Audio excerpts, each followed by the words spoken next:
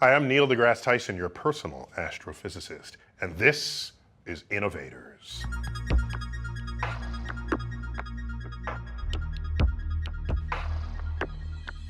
My guest today is Marques Brownlee, perhaps the world's greatest gadget reviewer. I didn't even know such a thing existed, but now that I know, he's the best one. You've been doing this since you were 3 years old or something, is that right? For a while, a number of years, more than a majority of my life. Most of your life, yeah. So more than half your life. And how old are you now? So I'm 22. You're getting old, Yeah. I'll tell you, it's just downhill from 22. So what'd you major in college? Majored in business and technology, and then minored, they call it a concentration, but I minored in information systems and marketing. So you were halfway there, given what you've been doing since childhood. Yeah, it's tied into a lot of what I do now. So you're into gadgets? Yeah, into all kinds of tech. I got into cameras and I got into all the tech around me. And then this sort of merged into making videos about the tech. On a YouTube channel that's a hugely popular place for people to go. Right, and it didn't start that way. It started as just me making videos for like myself, just to have that exist somewhere. And then slowly people started to discover it, and then it sort of grew from that. Doesn't this cost money? To review a gadget, you got to own the gadget. I was in school, so I was using a laptop for school, so I reviewed the laptop, and I reviewed a bunch of free software on the laptop. Okay. So it was a bunch of things I already had. So not only gadgets, but software that might go on the gadget. And that's how it started, and then people who wanted to see, should I get this software or not, would find it, and then I started reviewing paid things that I bought, maybe the cooler for the laptop. That's the kind of stuff that got you off the ground, and then you sort of proceed to check out more elaborate or extravagant things. And then people come to depend on you. A little bit, yeah.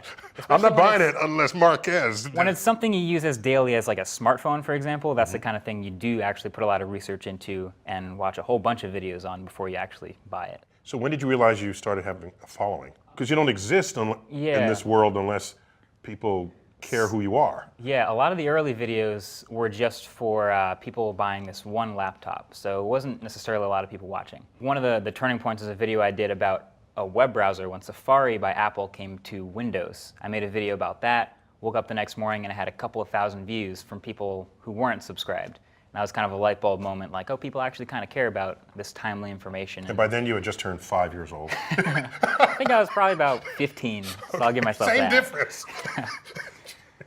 Okay, so now you're like 15, and now you got thousands of views on your review. And then I reviewed little things like a webcam or a keyboard, things that I bought for my laptop. Then I went to college and I started to get into cameras and bought a different laptop, and it was sort of like a rolling snowball. And I've noticed on the internet, if you put out an opinion, it's like their job to argue your opinion. Often, yeah. Yeah, yes. Yeah. So how does what you say settle upon this torrid landscape of people's strongly held views? Because it's a review, a lot of what I do is at least try to stay consistent in my opinion. So even if you disagree with something that I say, maybe I say something like, oh, I like this phone's display because it's really saturated and punchy, and maybe you don't like that, you'll disagree with that. But at least in the next couple of phone reviews, when I say I like the display, you already know that you won't like the display for the same reasons that I do. So if it's consistent across a whole bunch of videos, then even if you disagree, you can learn from it. That's actually a profound lesson when following anyone. So what you're saying is people can accurately calibrate you to know when they're going to agree with you and when they're not. And that's useful no matter what. Yeah. Yeah, if the person's all over the place, you don't know. And if you flip-flop, then they'll call you out even more. So, yeah, okay. Yeah. Have you ever had complaints from the businesses themselves who put out the product? I get the can we follow up on that opinion sort of question, but often it's in good nature because they actually want to improve their product. So if I have a criticism about something, they'll reach out and try to figure out what I don't like and they try to make it better, whether it's a software update or the next version of the product. So that actually turns out to work in a positive way. So you are shaping the future of manufacturing of gadgets. A little bit, yeah. I feel like all of us reviewers have some take in that. Don't be saying all of us. You demand. Well, we all say things that they might not like, but they don't have to apply to everyone. You're born 1994? 93. December. 93, okay. You've only really ever known the internet as a thing in your life, rather than having to have transitioned from walking to the library to get information and data. The internet is part of our life and always has been in a way that other generations exist alongside the internet and may go over and use it once in a while. Everything we do now, whether it's communication or sharing anything with anyone, whether it's someone I know or just posting something for the world, all of it goes through the internet. The convenience stuff, like I said, where a normal going to work routine would have no internet involved in it in 1990. Today, it's relying upon Google Maps and my alarm clock on my phone and everything telling me when to wake up and when to leave and how to get there. So in that way, I do think we are completely tuned into the internet in a way that's not the same as any other generation. Yeah. But can I say, it's not that so much you're tuned into the internet's tuned into you. That also is true. Do you have an identity outside of how you are represented on the internet? It's almost like a pair of identities, where you have your social life, but you have your social media life as well.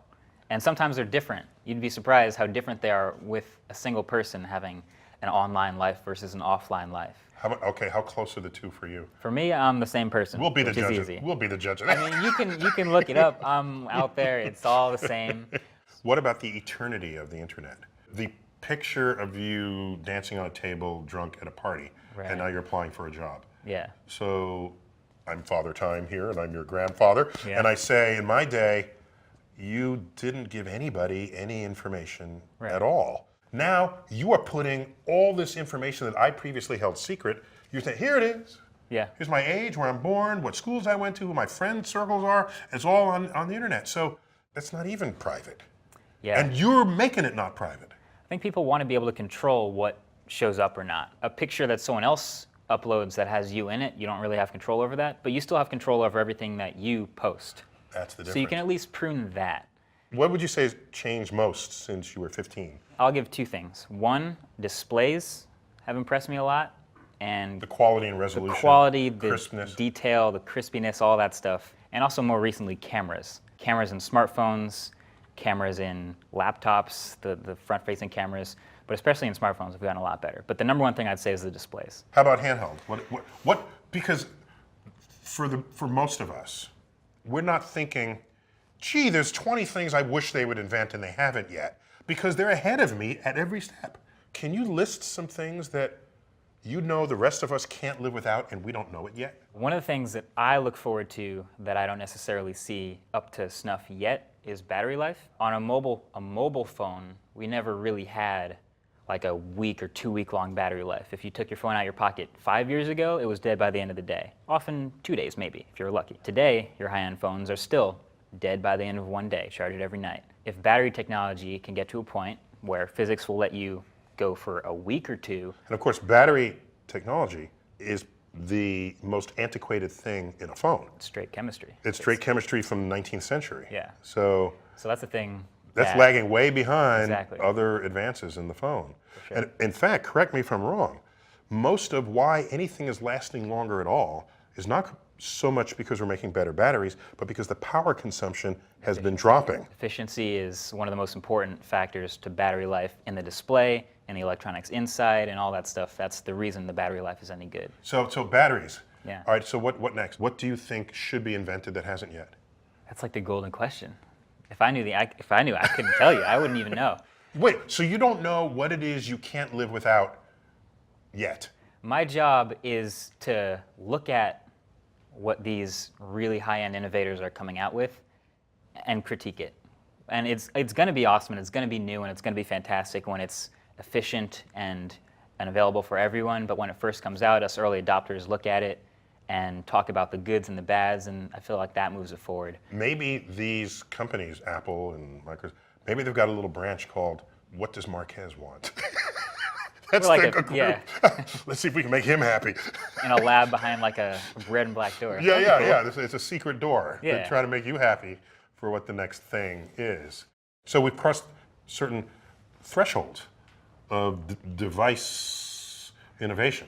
Yeah, Apple might use the term retina display to describe a display where the pixel density is so great that your eye cannot discern individual pixels. Pretty much every phone has a retina display at this point, where 5 years ago that was not the case. And even the photos you take with the cameras getting so detailed and such high resolution that, again, the type of images you can take out of a camera on your smartphone are often better than something you'd get from a dedicated camera like 7, 8 years ago. See, back in the day, you take a picture in your camera, and it would have to stay in there until you finish the entire roll. Yeah, I heard about that. Yeah. In history books will tell Sounds you about. inconvenient. You finish the whole roll and you forget what the first few pictures were.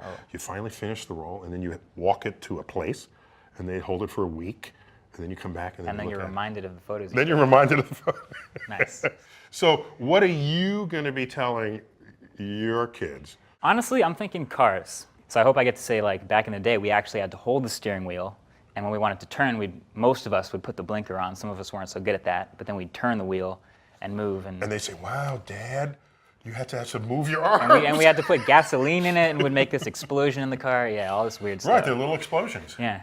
All right, so I'll give you the self-driving car. That's already on the road. Not everybody has one yet, but it's not out of reach philosophically or mentally. Is there something even beyond a self-driving car that you think would be amazing? I feel like a lot of the stuff we have now that's inside of a car that you have to control, like the steering wheel, even if you're in a self-driving car, they still want you at the controls in case something might go wrong because it's a computer and it's a system. The fact that you say that implies that something would go wrong with the machine that the human can correct, rather than something going wrong with the human that the machine needs to correct. Yeah. Because last I checked, all those accidents on the street are humans messing up. For sure. But even the system's getting to the point where everyone has a car that is capable of driving itself. No one even needs that space of a steering wheel in the car. You just kind of sit down, it's maybe a bench facing another bench, and you just kind of ride along to your destination. I feel like that's way down the road where we're at the point where a car is sort of fusing into the next generation of vehicle at this point. Fascinating, because we do get into self-driving vehicles, and at airports, any of those monorails, there's no driver, and you just walk in, and it's not going to kill you as the doors close, right? They open up again if you get stuck. It tells you when to get on and off. No one complains about it. I'm always amazed when I see some people be concerned about a car taking control. Yeah, just all the variables and all the human intervention possible. You don't see people like crossing the street in front of a monorail in an airport, but you do see construction signs and weird lane changes and all sorts of other human variables. Because the car's not on a track. Right, yeah. So that's basically an unlimited configuration of which makes pathways. It sort of a mental block to allow a machine to just navigate that freely. So if cars do all the driving on the road, then in principle, you can up the speed limit. Yeah. Oh, absolutely. Right? Yeah. Because you're not at risk of reaction time.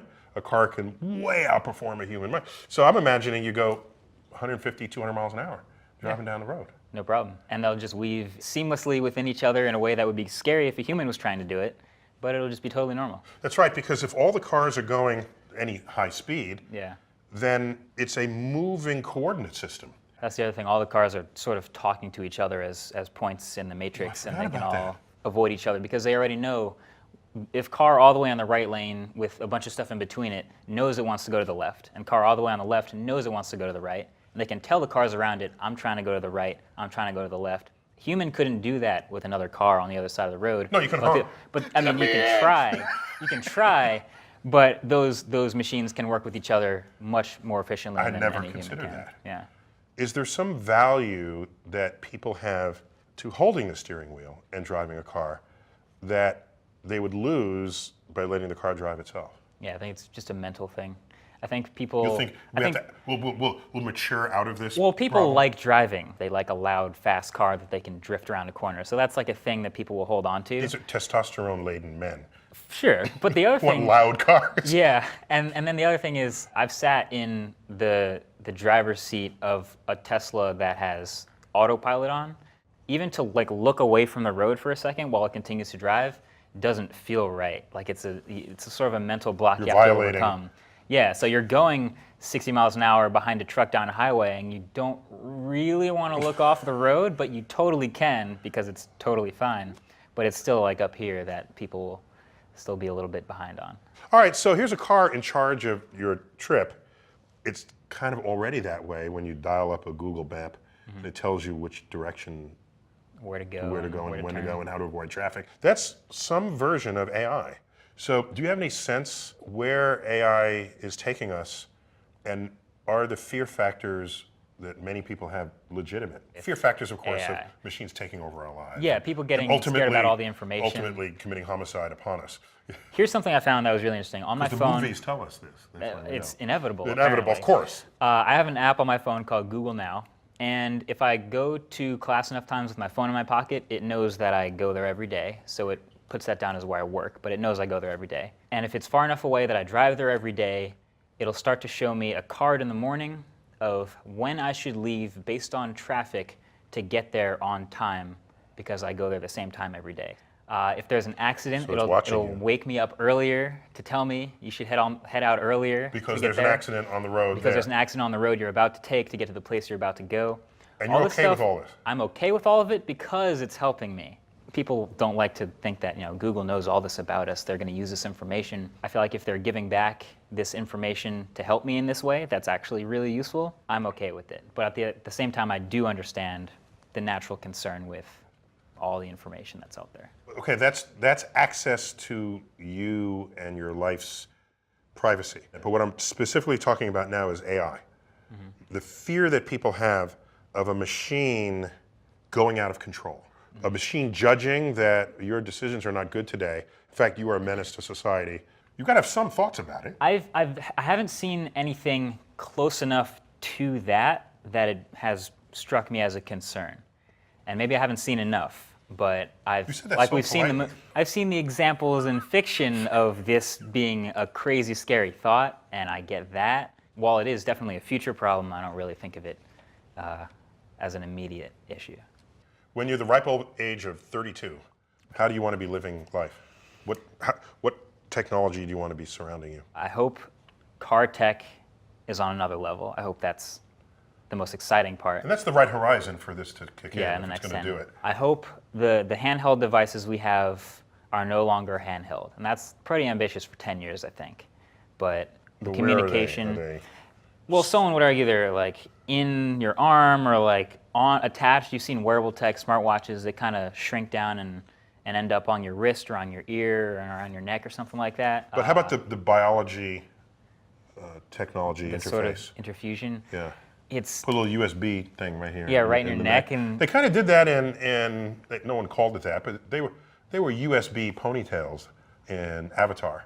Right? Remember that? Remember they take their hair and they plug sort of it like into the download. plant. Yeah, and they would communicate with one another. Yeah, that's the kind of thing I see though, is like a much more portable but complete version of your digital self to just exist and be able to move around. And Because you talk about getting them small, but of course, smartphones are getting larger. smartphones, if you look at a smartphone from 5 years ago and you put together the same exact functionality in a smartphone today, it will be smaller.